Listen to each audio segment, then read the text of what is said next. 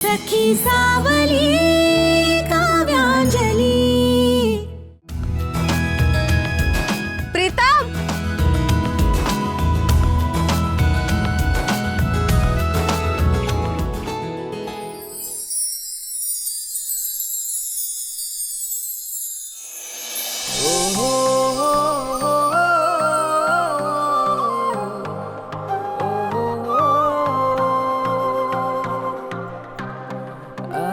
ठेवा तुमच्याकडेच।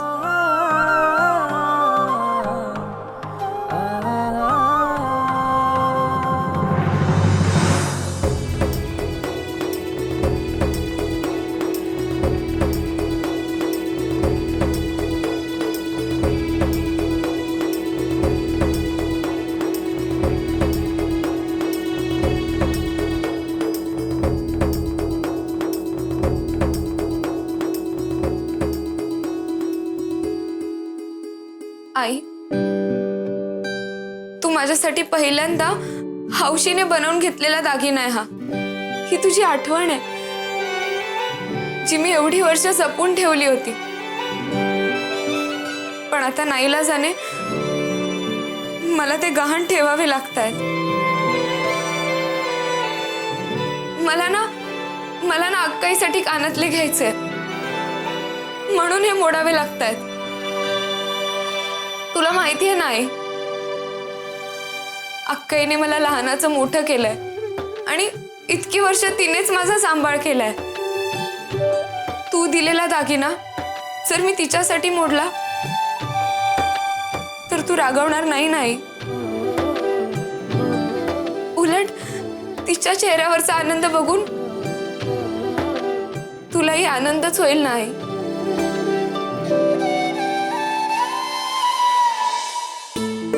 नमस्कार गुरुजी। हो, सगळी तयारी झाली आहे। तुम्ही केव्हा येताय? बरं बरं, हो या हो। ताई, मी जरा जाऊन येते।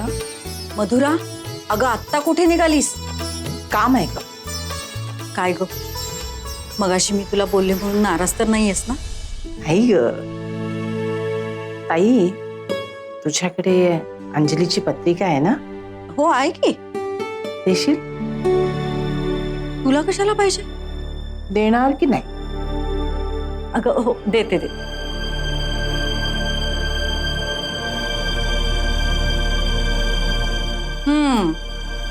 म्हणजे मी बोललेलं सगळं मनावर घेतलेलं दिसतंय।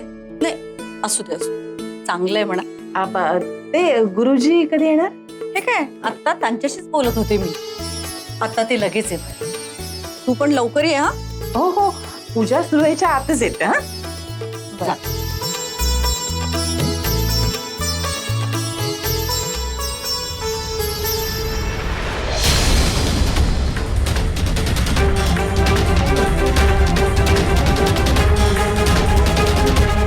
काय चाललंय यांचं नक्की? अंजलीची पत्रिका घेऊन कुठे गेले असते? प्रीतम आणि अंजलीचं लग्न जुळवायचं तर विचार नाही यांचा? नाही, हे मी कधीच घडू देणार नाही।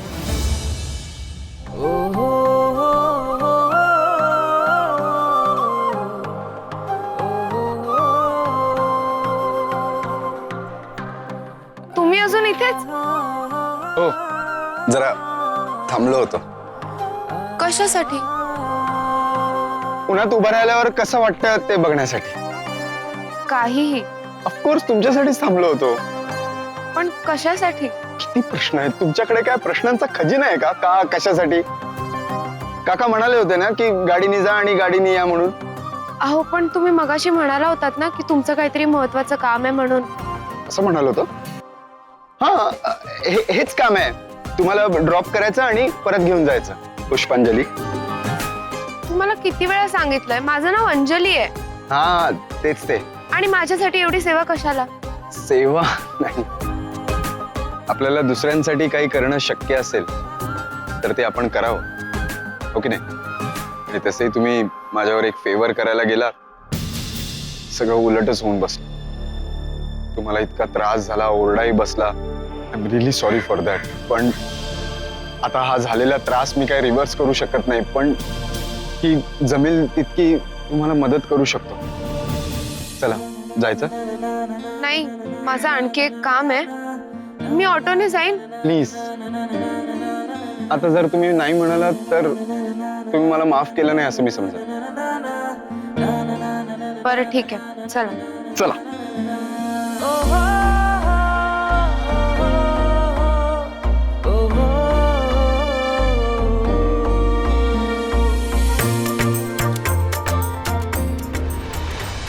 गुरुजी, तुम्ही जे सांगता ते कधीच चुकीचं ठरत नाही.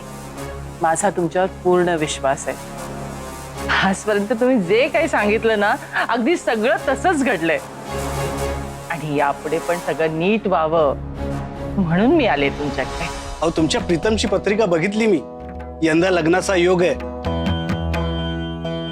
एखाद्या समजूतदार, सुस्वरूप, गुणी मुलीशी त्याचा विवाह करून दिलात की सगळं उत्तम होईल. त्याबद्दलच तुमचं मार्गदर्शन हवं होतं. गुरुजी, ही पत्रिका जरा पाहता का? अंजली दिवेकर.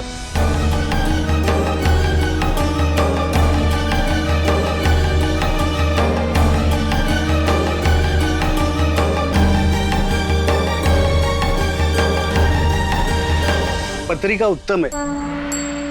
मुलगी गुणी आहे, स्वभाव चांगला आहे. ज्या घरात जाईल त्या घराचा भाग्योदय होईल.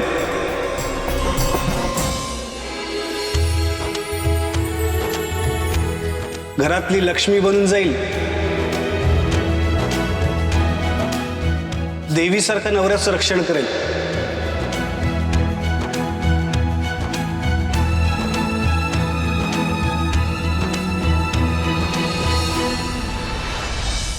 तुमच्या मुलाची आणि हिची पत्रिका उत्तम जुळते. दोघांचा संसार चांगला होईल. दोघं एकमेकांना अनुरूप आहेत. ही मुलगी तुमच्या मुलाची, कुटुंबाची आणखी भरभराट करणार आहे. आणखी काही समजून घ्यायचंय तुम्हाला? गुरुजी, ही पत्रिका या पत्रिकेशी जुळते की नाही ते पाहाल का?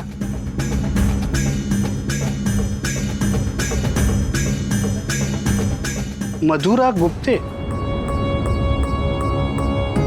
अहो, ही तर तुमची पत्रिका आहे. तुम्ही चुकून माझ्याकडे दिली का? नाही नाही गुरुजी, माझी खरंच इच्छा आहे की तुम्ही या दोन्ही पत्रिका जुळतात की नाही पहा.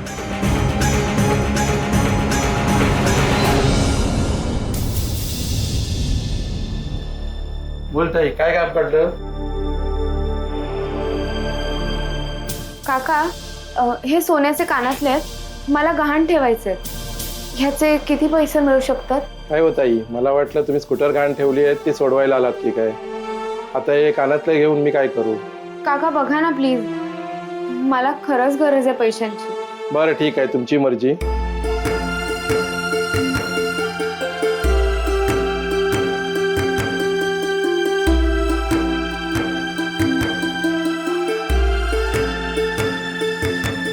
म्हणजे होणाऱ्या सासूची सुनेची पत्रिका जुळते की नाही ते बघायचं आहे का?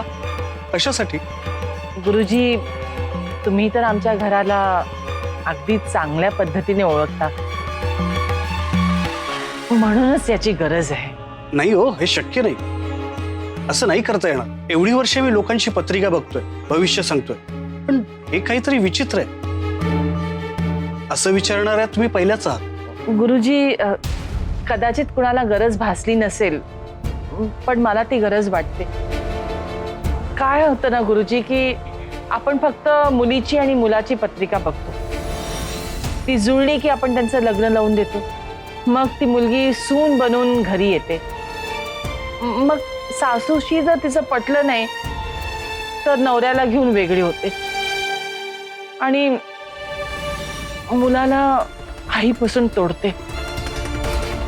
हे सगळं माझ्या बाबतीत होऊ नये. माझी सून माझ्याशी जुळवून घेणारी असावी, माझ्या मुलाला माझ्यापासून तोडणारी नसावी, ही एवढीच इच्छा आहे माझी. आणि म्हणूनच तुम्ही ही पत्रिका पहा. पण प्लीज गुरुजी, हिची आणि माझी पत्रिका जुळली तरच मी हिला सून करून घेऊ शकते. तुम्ही पहा ना आमचे किती गुण जुळतात ते.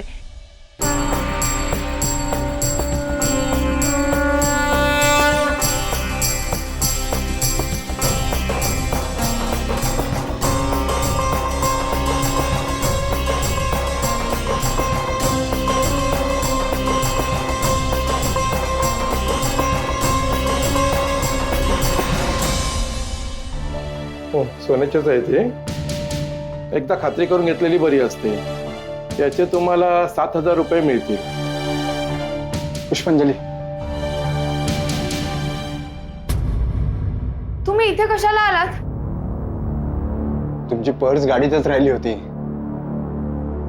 मी म्हटलं काही काम असेल तर लागेल म्हणून घेऊन आलो. ताई जरा इकडे सही करा.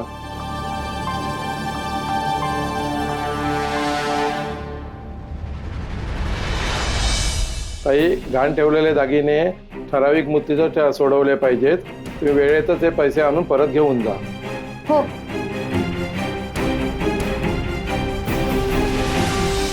एक मिनिट. पुष्पांजली, आय एम सॉरी. हा तुमचा पर्सनल मॅटर आहे. मी असं विचारणं बरोबर नाहीये, पण तुम्ही माझ्या बहिणीच्या बहीण आहात आणि म्हणून मी हे काळजीने विचारतो.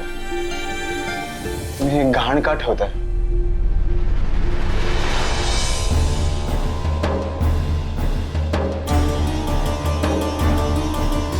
मी दोन्ही पत्रिका बघितल्या, बारकाईने निरीक्षण केले. मला वाटतं तुम्हा दोघींचे गुण जुळत आहेत. ही मुलगी तुमच्याशी जुळवून घेईल. गुरुजी खरंच? हो, घरात सगळ्यांची मनं जपेल, सगळ्यांशी मिळून मिसळून वागेल. अहो गुणी मुलगी आहे. सगळ्यांची मर्जी सांभाळेल, कोणालाही दुखावणार नाही. पण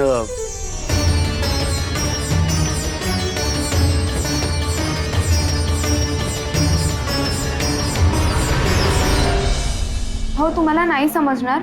जाऊ द्या ना ते, आपण निघूया. मला प्लीज समजून सांगा. प्रीतम अहो, जेव्हा पैशांची गरज असेल ना, तेव्हा घरातला किंवा अंगावरचा एखादा दागिना, वस्तू गहाण ठेवायची आणि नंतर जमेल तशी ती सोडवून आणायची. ही आमच्यासारख्या मध्यमवर्गीय लोकांसाठी नॉर्मल गोष्ट असते हो. आम्हाला दागिने अशा गरजेच्या वेळेस उपयोगी पडतात. हो, पण तुम्ही असं माझ्या समोर असं घाण ठेवताय, मला खूप ऑड वाटतंय.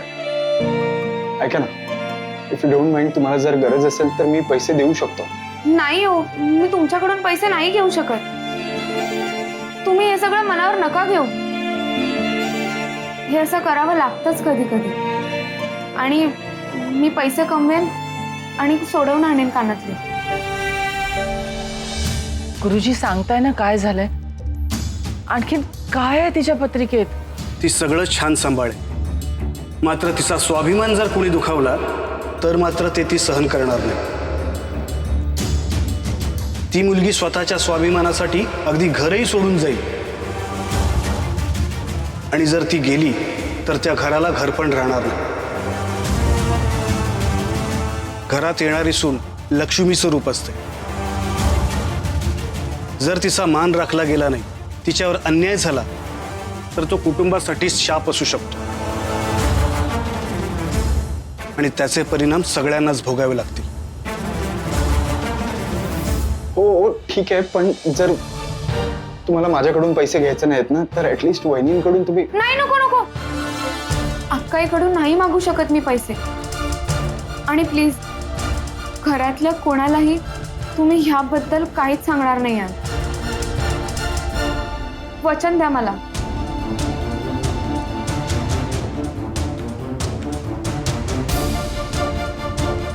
देताय ना वचन?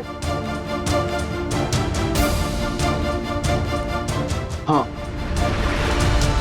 प्रॉमिस. नाही सांगणार कोणाला. चला आता, उशीर होत आहे. पूजा सुरू आहे.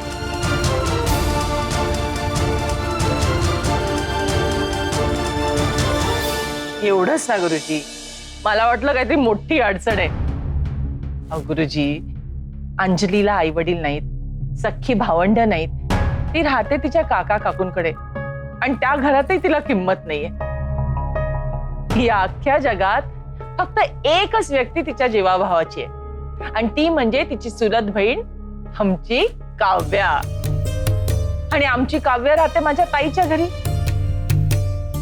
त्यामुळे तुम्ही म्हणताय तसं अंजली जरी घर सोडून गेली तरी अहो जाणार आहे कुठे? तिच्या बहिणीकडे, आमच्या काव्याकडे, म्हणजेच माझ्या बहिणीच्या घरी. अहो जिथं काव्याचंच काही चालत नाही तिथं हिचं त्यात पुन्हा कमी शिकलेली, स्मार्ट नाही. तिची इच्छा असो या नसो, तिला आमच्याशी जुळवून घेऊन आमच्याच घरात राहावं लागणार आहे.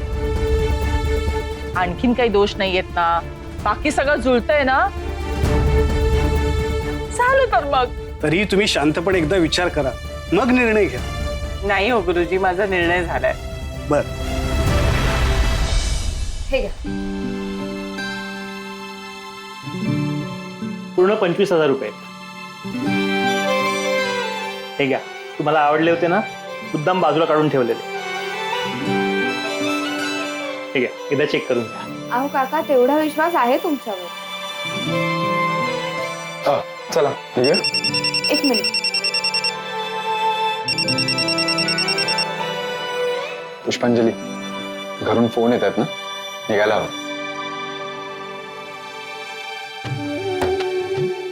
अरे वा, छान आहेत इयरिंग्स. हो ना, हो. आवडले ना.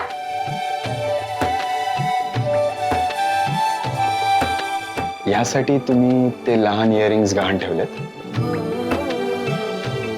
ओह आय सी. म्हणून मला सांगितलं नाही तर. वहिनींना गिफ्ट देणार आहात ना हे इयरिंग्स? तुम्हाला कसं कळलं? आज दादा आणि वहिनीची वेडिंग अॅनिव्हर्सरी आहे. तुम्ही एवढी घाई करतात त्या अर्थी हे नक्कीच वहिनीसाठी असणार. असा एक अंदाज होताच. Just guess. तुमचा अंदाज अगदी बरोबर आहे. इफ यू डोंट माइंड एक विचारू? हो. तुमच्याकडे पैसे कमी होते तर एवढं एक्सपेन्सिव्ह गिफ्ट का घेतलं? थोडं कमी पैशातही काहीतरी घेता आलं असतं. अक्काईच्या लग्नाच्या वेळी ना, तिला हे असे सेम कानातले आवडले होते. तिला असेच कानातले घ्यायची खूप इच्छा होती. पण त्यावेळी नेमकी मी आजारी पडले आणि तिने कानातले घेण्यासाठी साठवलेले पैसे सगळे माझ्या आजारपणात खर्च झाले. म्हणून तिला हे असे कानातले घेऊन द्यायचे अशी ना माझी खूप इच्छा होती. आणि आज इतक्या वर्षांनी ती इच्छा पूर्ण होते. मी तिला सरप्राईज देणारे असं सांगितलं होतं. तिच्या आनंदाचं मोल पैशात कसं करणार? मला ना असं वाटतंय की कधी एकदा अक्काईला भेटते, हे कानातले देते आणि तिचा हसरा चेहरा बघते. अरे तुझी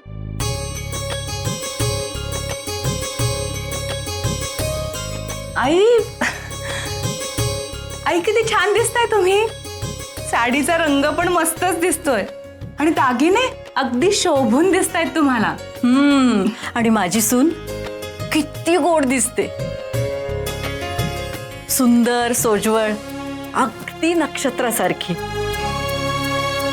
माझ्या घरची लक्ष्मी आहेस तू, अन्नपूर्ण आहेस तू माझी. अगं तुझ्यामुळेच माझं घर प्रसन्न आणि पवित्र आहे. विशू, इकडे ये. विशू, अरे तुझी बायको बघ किती सुंदर दिसते तू आणलेल्या साडीमध्ये. जरा बघ तिच्याकडे, कौतुक कर तिचं. विशू, अरे कसल्या विचारत आहेस? काय बोलते मी? कौतुक कर ना तिचं.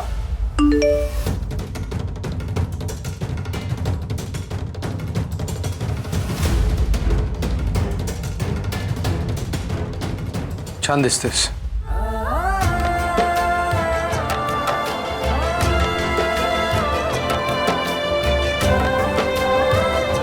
काव्य कुठे आणि माझी श्रेष्ठा कुठे?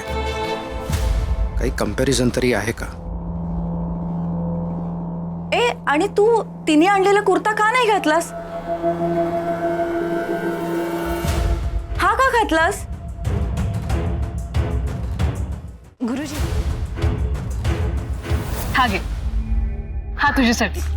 तू उद्या हाच कुर्ता घालायचा. ओके. आणि तू? नाही, तू काय घालणार आहेस अजूनही मला सांगितलेलं नाही. ते सरप्राईज आहे. ना सरप्राईज आहे ते. पण तू उद्या हा कुर्ता घातलास तर मला आवडेल. आपल्या दोघांचीच पूजा असं वाटतं. विशू, अरे काय विचारते मी? हा कुर्ता का घातलायस तू? कुर्ता अगं ऑफिस मधल्या कलिग्सनी दिला मला. ते म्हणाले पूजेला हाच कुर्ता घाल. आता मी जर नसता घातला तर त्यांना वाईट वाटलं असतं ना. नाही म्हणजे काव्य समजून घेऊ शकते, त्यांना कोण समजवणार. बरं, पण संध्याकाळी केक कापताना मात्र तिने आणलेला कुर्ता घाल हं? मी हा कुर्ता आणलाय तुमच्यासाठी. उद्या तुम्ही हाच कुर्ता घालून पूजेला बसावं अशी इच्छा आहे माझी. देवी आई, आजची चंडी पूजा निर्विघ्नपणे पार पडू दे हीच मनोमन तुला प्रार्थना करते.